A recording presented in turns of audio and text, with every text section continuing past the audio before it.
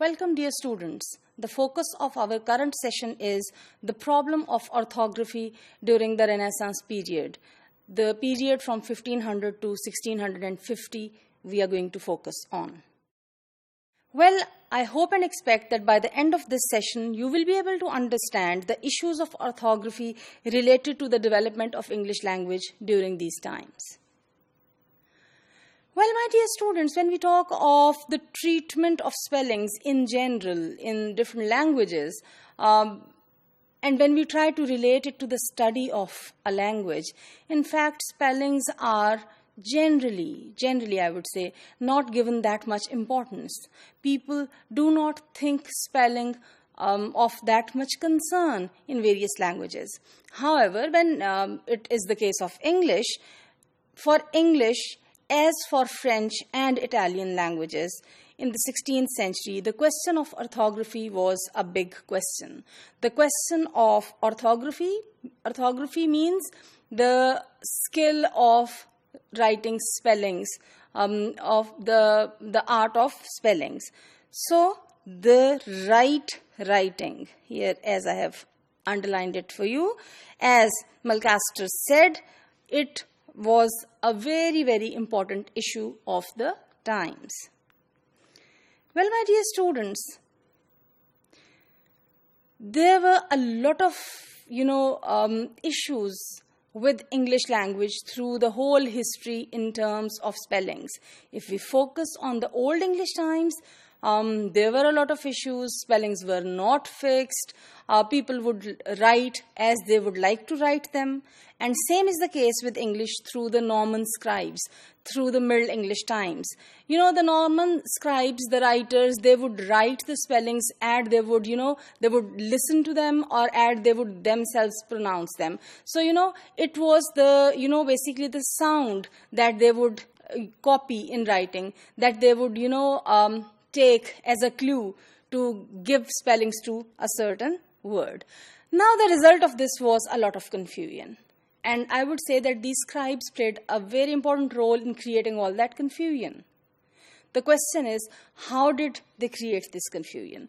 There were certain factors. One that I have already talked about, that they would take it on the phonetic level. As they would listen to it, they would write without following any conventions.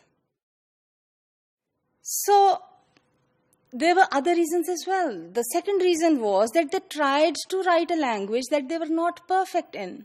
These scribes, these writers who were associated with the royalty, they were writing for the upper class. They were the people who were of French origin. So they were strong in that. And then they had the knowledge of Latin as writers. They did not have any knowledge of English language and its spellings. So this imperfection led towards, the problems in spelling. The second factor, as I have already discussed, they followed the pronunciation for spellings, to overcome their imperfection. The result was that everyone would be creating slightly different spellings. The third was they were trying to follow the French tradition. They were carrying French habits, and as you know, habits die hard. So, they were not ready to leave those habits and come to the rules of, spellings as they were supposed to be in English language. This confusion was increased when certain spellings gradually, became conventional. Now, they would give certain, sounds, they would give the combinations of these sounds certain spellings, and those spellings would become conventional. People would start using them. Now, in a way, they would become fixed. Once now they are fixed, this is what, when you look at the whole spectrum of language, you would realize this is one aspect, spelling. The spelling would be fixed, but interestingly, because changes keep on coming in language, because the pronunciation would change over the time, slowly and gradually there were changes in the pronunciation. The result is spellings would remain the same, pronunciation would change, and the coordination between the pronunciation and spelling would be lost somewhere on the way. In some cases, a further discrepancy between sound and symbol arose when letters were inserted in words where they were not pronounced. For example, the letter, B, as in debt, or again the letter B as in doubt. So, the silent letters, generally we call them, their placement in the spellings was an issue. Now, what was the reason of, inserting these letters in the words that were silent? Again, the tradition came from Latin language, because the corresponding words in Latin language would have some such spellings where these words would be used. So, look at the word, debitum. These are the Latin words which are used as a source. This word is used as a source for debt.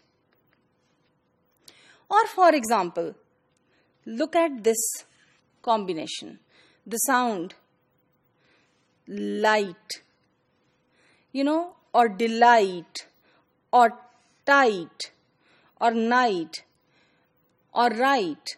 All these words, they have this GH as a part of their spelling, but, these sounds are not present in the language of this time. Formerly, they represented actual sounds. Well, my dear students, when we look at the 16th century scenario, the variability of English spelling is a significant feature. Varied spellings, varied options available in spellings led towards what we call, instability. And of course, people felt that instability. I hope you remember that this was the time when printing press had brought a lot of books and education was becoming popular and people were keen to have knowledge in science, etc. Now, of course, when they would come across texts, they would not feel good about this instability of spellings. We can compare this with Latin language, by the way. There were limits to its variety and inconsistency, whereas English was, far more, messed up, I would say, in terms of spellings. And actually, in English, spellings varied from one writer to the other writer. These were more like individualistic choices. Most of the times, these choices would be made depending upon the personal choices or the temperament or the level of education of the person who is writing. However, there was some consistency somewhere, and that was where the scholars, the real scholars, were writing. The scholarly temperament, of course, brought in some consistency. I'm just sharing here an example from Sir John Chake. For example, he always used double long vowels. Now, he used it with consistency. It was not that sometimes he would use it, sometimes he would not use it. So, look at the words. These are the modern versions of those words. Take, look at how he would write it with these double vowels. Hate, how he would write it with double vowels here. So he was consistent in that. Made, how? In old language, in his times, during the Renaissance period, he would write M-double-A-D. And same goes for so many other examples. For example, if mine is written with M-I-J-N, then thine would also be written with T-H-I-J-N. So, whatsoever were the choices that he made, he was consistent in them. I would say that contribution of Milcaster with reference to spellings is huge. He modernized the spellings. He moderated the spellings. He was neither a bit too conservative nor a bit too radical. He saw the futility of trying to make them phonetic, and he said that changes have to be accepted and there should be a compromise in this regard. Those things that suit should be chosen and then people should stick to them, and those that do not suit or people do not agree to them, that can be left. So basically it was a moderate approach. The basics of his reform that he offered was that how people use it, the custom, or the usage, that according to that it should be determined. So he said, wherein the skillful and the best learned do agree. He said this is what we should do, that the best learned people, whatsoever, and the skillful people, howsoever they are using spellings, whatsoever spellings they have, that should be adopted. First half of the next century, the tendency towards uniformity increased, and the fixation of spelling is associated with him. In the New World English Words that he published as a dictionary in 1658, Milton's nephew, Edward Phillips, says, and I'm quoting, from here to here you can say this is a quote, "As for orthography, it will not be requisite to say any more of it than may conduce to the reader's direction in the finding out of words." Overall, what I would say is spellings was one of the problems of the times that we are talking about.